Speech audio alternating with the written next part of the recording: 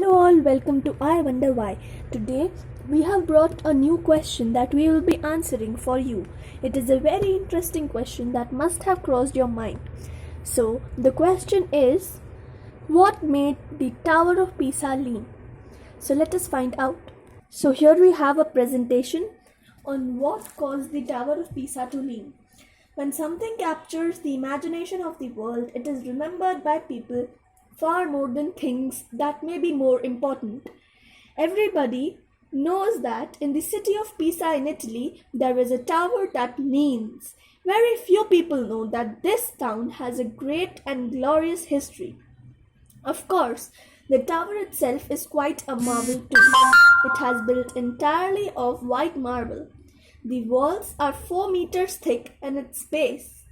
It has 8 stories and is 54.5 meters high, which in our country would be about the height of a 15-story building.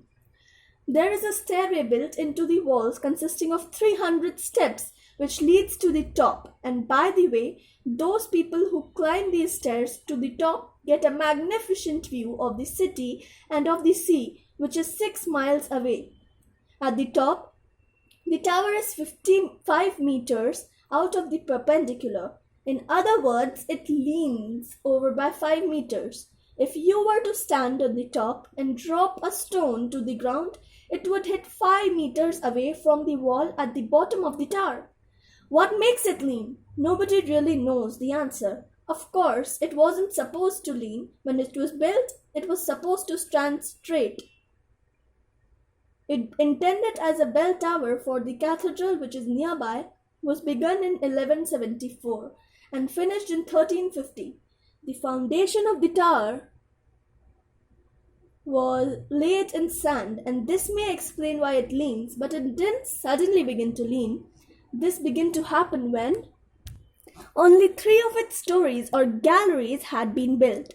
So the plans were changed slightly and construction went right on.